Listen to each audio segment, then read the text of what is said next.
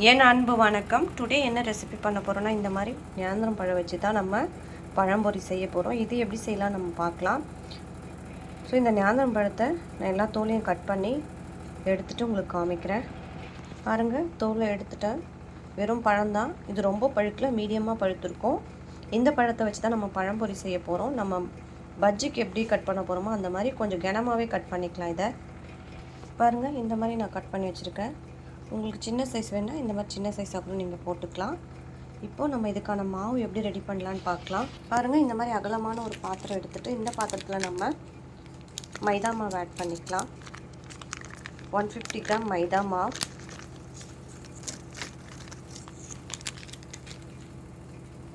Sugar 3 ஏலக்காய் powder பண்ணி வச்சுருக்கேன், ஆட் பண்ணிக்கலாம். 1 டேபிள் ஸ்பூன் சுகர்,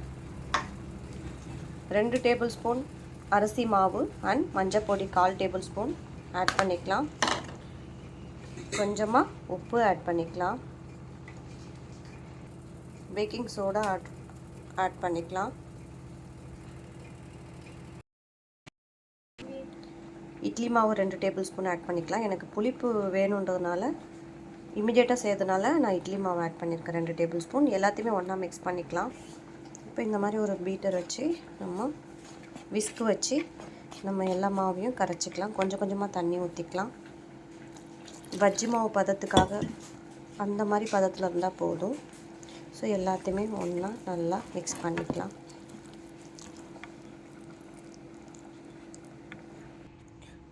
பாருங்கள், இந்த மாதிரி எல்லாத்தையுமே ஒன்றா மிக்ஸ் பண்ணியாச்சு. ரெடி ஆகிடுச்சு நம்மளுடைய மாவு. இப்போ நம்ம எப்படி செய்யலாம் நம்ம பார்க்கலாம். கேஸ் ஆன் பண்ணி கடாய் வச்சுருக்கோம். கடாயில் எண்ணெய் நல்லா காஞ்சிடுச்சு. இப்போ நம்ம பொரிச்சு எடுத்துக்கலாம்.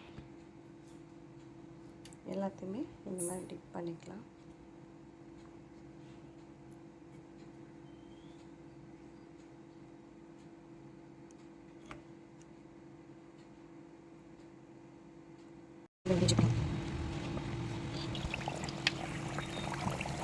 நல்லா குக் ஆகுது. இது ரொம்ப டேஸ்ட்டாக இருக்கும். ஸோ திருப்பி விட்டுக்கலாம். ஈஸியான மெத்தட் தான் இது. ஆல்மோஸ்ட் ரெடி ஆகிடுச்சு. எல்லா பழம்பொரியும் நம்ம எடுத்துடலாம். ரொம்பவும் டேஸ்ட்டான சுவையான நம்மளுடைய பழம்பொரி ரெடி ஆகிடுச்சு. உங்கள் வீட்டில் நீங்கள் இந்த மாதிரி ட்ரை பண்ணி பாருங்கள். இதை டேஸ்ட் பண்ணி சொல்லுவாங்க. அபினோ